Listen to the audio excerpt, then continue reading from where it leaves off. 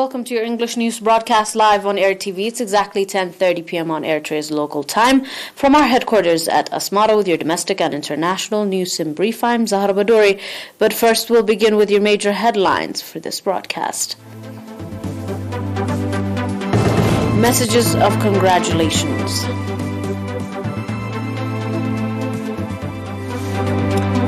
Nationals in abroad celebrate Independence Day anniversary, and more on your domestic. A deadly tornado sweeps through western Germany. Mali foreign minister in Moscow retreats. Things have changed with partners. Welcome to your domestic in brief. The leaders of Morocco, Mauritania, and Sudan sent messages of congratulations to the government and people of Eritrea in connection with the 31st Independence Day anniversary. King Mohammed VI of Morocco, President Mohammed Ould Ghazouani of Mauritania, and General Abdel Fattah al-Burhan, chairman of the Sovereign Council of Sudan, wished good health to President Isaias Afwerki and peace and prosperity to the Eritrean people. General Abdel Fattah al-Burhan, chairman of the Sovereign Council of Sudan, expressed readiness of his country to strengthen bilateral relations and cooperation with Eritrea. Eritrean nationals residing in the German city of Karlsruhe celebrated the 31st Independence Day anniversary with patriotic zeal under the theme Independent Joyce, Backbone of Our Pride. The celebratory event was highlighted by cultural and artistic performances. According to reports, in the past 2 years, the Independence Day celebration was conducted virtually due to the COVID-19 pandemic, and in this year, 150 nationals participated in person in the celebratory event, indicating that Eritrea's independence was realized and safeguarded by a heavy sacrifice of its citizens. Mr. Takhle Fissahaye, chairman of the National Committee in Karlsruhe, said that celebrating Independence Day has strong meaning and flavor. Mr. Takhle also congratulated the Eritrean people inside the country and abroad. In the same vein, nationals residing in Dammam, eastern Saudi Arabia, celebrated the 31st anniversary of Independence Day with patriotic zeal.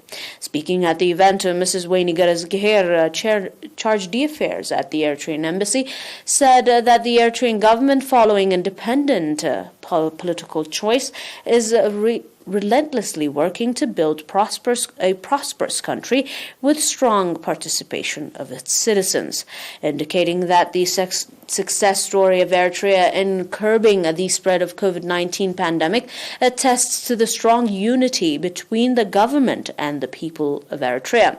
Mr. Gabra Meskel Kidana, chairman of the Eritrean community, called for strengthening participation and contribution for a better outcome. The event was highlighted by cultural and artistic programs depicting the Independence Day. Seminars in connection with the 31st Independence Day anniversary are being conducted to youth workers in the port city of Massawa.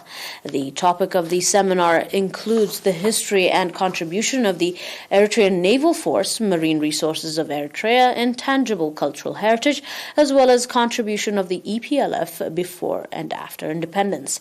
The seminars are being conducted by members of the Eritrean Naval Force, Ministry of Marine Resources, and Office of Culture and Sports of the PFDJ in the Northern Red Sea Region branch.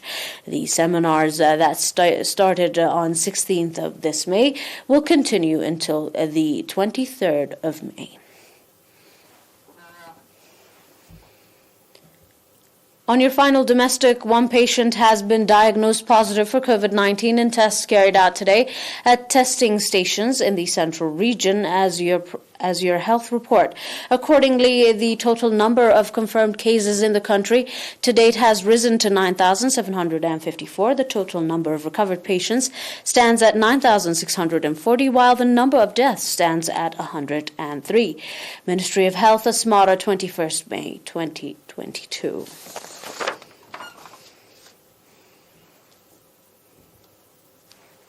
We'll be back with your international news after this short break. Do stay with us for more.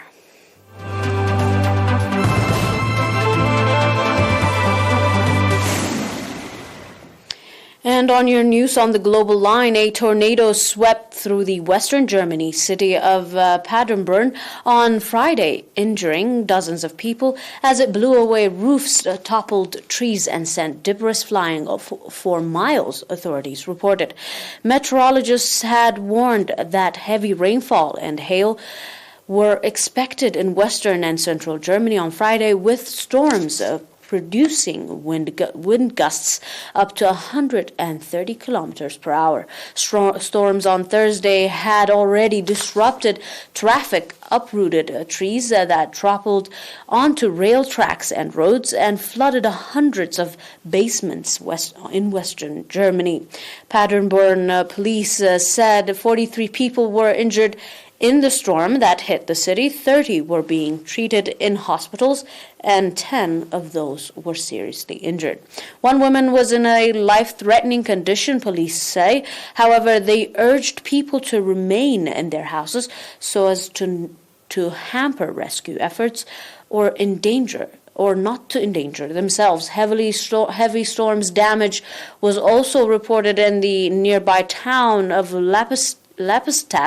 A church steepled into the town was toppled, and the German news agency DPA reported that more than 100 people were temporarily trapped in a local open-air pool after fallen trees blocked the exit. The regional fire service, however, said all available rescuers were being deployed to the area. Authorities in Bavaria said 14 people were injured Friday when the wooden huts they were trying to shelter in collapsed during a storm at Lake Bornbach, south of Nuremberg. Among the injured were several children and a 37-year-old woman who was airlifted to a hospital with serious injuries. Police reported further 2 French citizens died after their motorized paddler was caught by a strong gust of wind shortly after taking off Thursday from an airfield in Ballestent, 175 kilometers southwest of Berlin. Police in Songsi in Halt state said that the pair, both 59, were injured to land because of a forecast for an abrupt change in the weather. On your final report, Mali's Foreign Minister Abdoulaye Diop has met with his Russian counterpart Sergei Lavrov in Moscow in a meeting that casted light on France's role in the former colony. Sergei Lavrov accused France of having a colonial mentality towards Mali. Lavrov also told reporters that the dissatisfaction with the intent of Malian leadership to seek help from external security forces is nothing other than a recurrence of colonial mentality. He warned against the, in quotation, real danger of enclaves of anarchy appearing where fighters of illegal armed groups will act free. In another quotation, this threatens its territorial integrity of the country, and we have already said this several times to our French colleagues, Lavrov reported.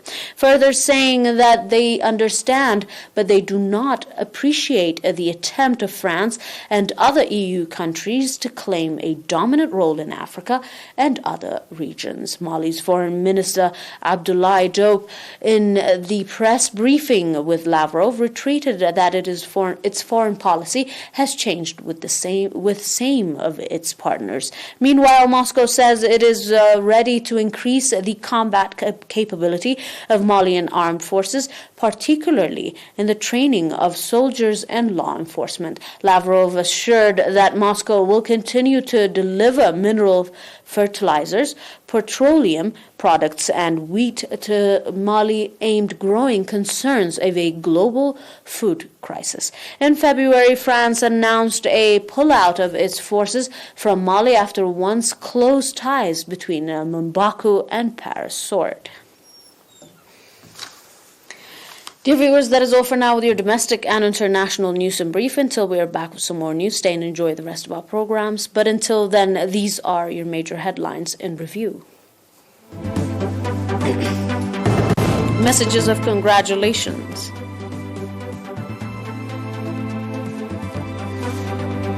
Nationals abroad celebrate Independence Day anniversary, and more on your domestic. With your international, deadly tornado sweeps through western Germany. And last but not least, Mali foreign minister in Moscow retreats. Things have changed with partners. From our headquarters here at Asmara, wishing you a happy Independence Week. That is all for now. Thanks for watching.